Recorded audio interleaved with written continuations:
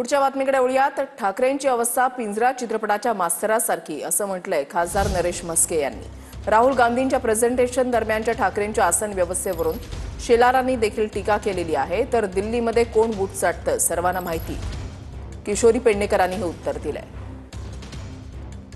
तुम्ही माहिती घ्या, विश्वसनीय सूत्रांनुसार कळतंय राहुल गांधींनी मीटिंग संपल्यानंतर त्यांना सांगितलं माझ्या घरची पहिली भांडी घासून जा।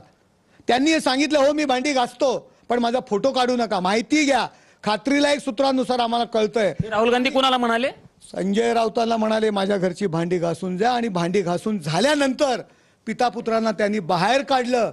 उद्धव ठाकरे यांची अवस्था या गांजा राऊतमुळे पिंजरा चित्रपटातील जो मास्तर, तुम्हाला माहिती आहे मास्तराची भूमिका कशी नशिबाने थट्टा आज मांडली, तशी संजय राऊत सारख्या मंडळींमुळे उद्धव ठाकरेंवरती ही अवस्था आलेली आहे।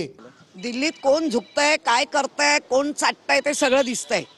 मुळामध्ये का 2 दिवसापूर्वी रामदास कदमनी जे रागाच्या भरात उद्धव तुझ्या बापानी केलं काय आणि उद्धवजींचा बाप काढला, जोच ज्या बापाचं तुम्ही आज अवडंबर करून राजकारण करून लोकांना फसवताय, ते त्याला पहिली माफी मागायला सांगा तर खरे।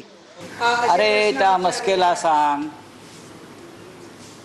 दुतोंडा गांडुळा, बाळासाहेब ठाकरेंची शिवसेनेच्या नावाची शिवसेना तोडताना तुम्हाला हे दिसलं नाही का? मान अपमान हा, इथे येऊन चाटुगिरी करता मोदी आणि शहांची महाराष्ट्र, तेव्हा तुम्हाला शिवरायांचा महाराष्ट्र दिसत नाही का? आमचं बघू ना, आमचं बघू घ्या।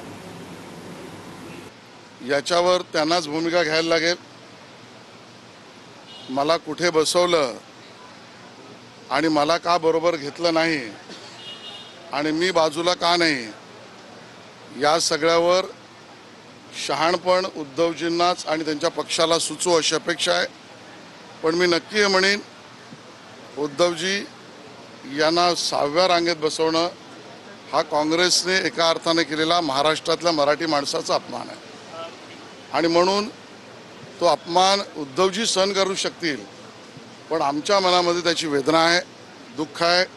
नाही, चुकीचं आहे, काय टीका आहे, भंपक लोक आहेत। समोर स्क्रीनवरती काही प्रेझेंटेशन होतं, स्क्रीनवरती उद्धवजींना पुढे बसवलं।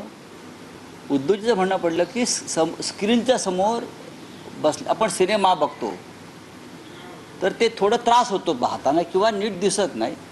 आम्हाला हे पाठीमागून जाऊन आम्ही सगळेच गेलो पाठीमागे, कमल हसन असतील, अमुक असतील, ये फालतू लोग हैं, IT सेल वाले बीजेपी के, यार किसी के, उनको समझना चाहिए। और भी तस्वीरें आपने देखी नहीं क्या उद्धव जी की? शी हास्यास्पद आहे, अगदीच बालिश आरोप आहे। इन्फॉर्मल गेट टुगेदर होता, कोणी कुठेही बसलं होतं। मग असं म्हणू का अखिलेश यादव दुसऱ्यात बसले होते आणि प्रोफेसर साहेब पहिल्या रो मध्ये असले, आदरणीय पवार साहेब 3ऱ्या का 4थ्या रो मध्ये, असं काही बसण्याची सिस्टम नव्हती।